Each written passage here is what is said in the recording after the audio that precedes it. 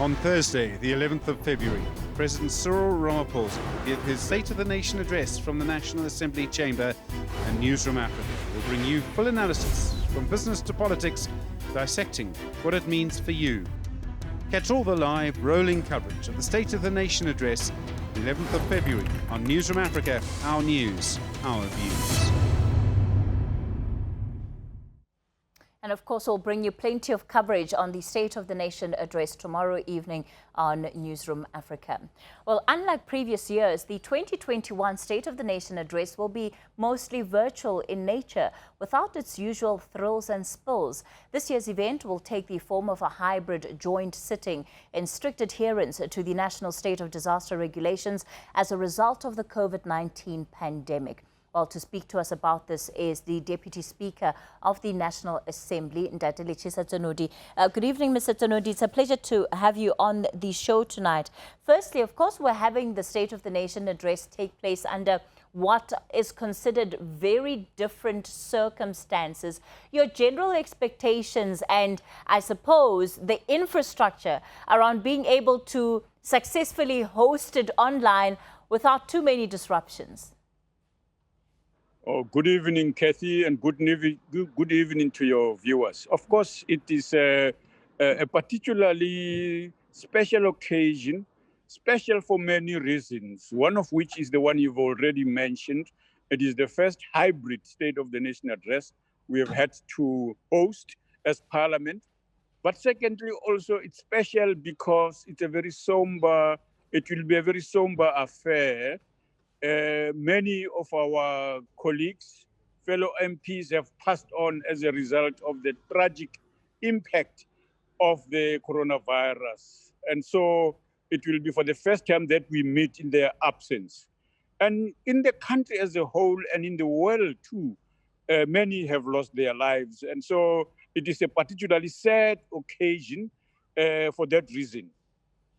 Talk to me about the infrastructure in Ntate Tsanodi. I would imagine you've had to do a bit of work to ensure that this is going to take place as seamlessly as possible, especially with all of the guests that you're expecting to join online.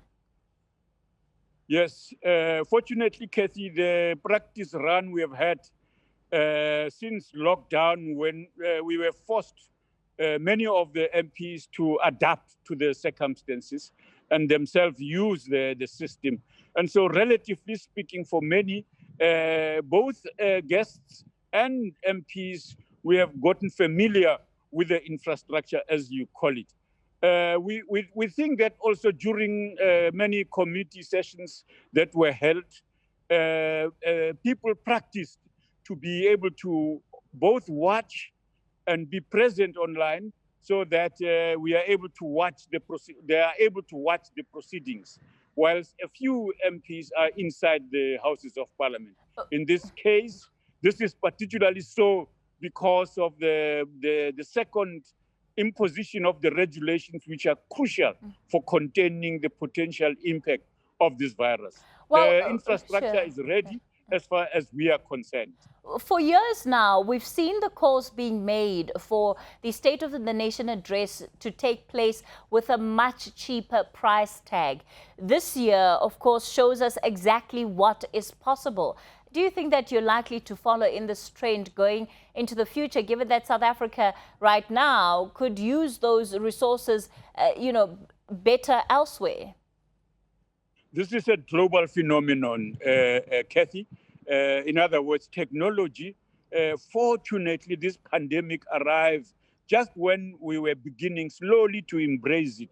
And so there are consequences to how we continue to do our work as time proceeds. And the interaction between people continues to be the most important thing, even if it is mask to mask. Although the difficulties that conditions such as the current virus and it's spreading easily, and any other that may be like it, are likely to impose on us of necessity to continue to do the work in this way. While the reduction of costs are important, we must remember that we have huge inequality in our country. We have huge precariat, people who are casually employed others underemployed, others, although employed, get limited wages and so on. So for many people, it is still a tall order to be able to have data, for example, to participate effectively and so on. So we have to lift up that part of our society that is a crucial agenda of the message that must come out of what the president is going to be saying, how we deal with the conditions that are given rise to by the exacerbated poverty levels in our country. They do have an impact on the number of people who are able to have access to technology and its usage, including for these reasons that we are meeting tomorrow evening. So, sure, but the question I was asking you was whether or not the scaled down approach to the State of the Nation address is going to continue even beyond COVID-19, now that we know that it's possible. Well, my answer, Kathy, maybe I wasn't direct, is that indeed, because of what we have been told are the continuing likelihood of further similar conditions, that parliaments and other institutions are likely to be forced to continue to work this way. But the point I'm emphasizing, for parliament to be effective, it has to include the majority of South Africans. And right now, as we speak, the majority of South Africans do not have access effectively to be engaged using technology, as we are going to be doing tomorrow evening. So what does that mean, Ntadetso Naudé? I'm sorry, I'm just getting a little bit lost there. Does it mean that... Let me explain it. Let me explain it. What I mean is for people to be able to get access to participate in their affairs, not only of the State of the Nation address by listening, that can be done through television, and those who have YouTube, who have other forms of media to be able to listen to, will be able to do that. What I am saying, Kathy, is that for the continuing engagement of the public in the affairs of parliament, they need access to technology. They need to cheaper data to be able to be linked and connect and be able to participate. Without that infrastructure, those resources, they will not be able to do that. But otherwise, you are right, we are likely to continue to work in this way. Our challenge is to expand these services to the vast majority of people in South Africa. Ntadetso Naudé, let's move on to this. You know, over the last couple of weeks, we've heard testimony at the Zondo Commission of Inquiry, and a lot of that reflecting to the kind of work that Parliament does, especially when it comes to oversight and accountability. Have you, as the presiding officers, and perhaps you can speak for yourself, been reflecting on that testimony at all, and perhaps even interrogating whether or not Parliament has been playing an effective role when it comes to oversight and holding the executive to account? Indeed, Kathy, we have been doing that. Workshops of MPs have been held in order to deepen our oversight responsibility, where there are weaknesses, how we deal with those so that we are better and more effective in the oversight responsibility. What is emerging and what will finally emerge from the Zondo Commission will be instructive as to what specifically must we do more of, that we do have the authority and the powers and the ability to do so, and what we must begin to do more of that we didn't do more of, and so on. So the findings of the commissions are going to be critical in increasing the momentum that has already started to reflect on that.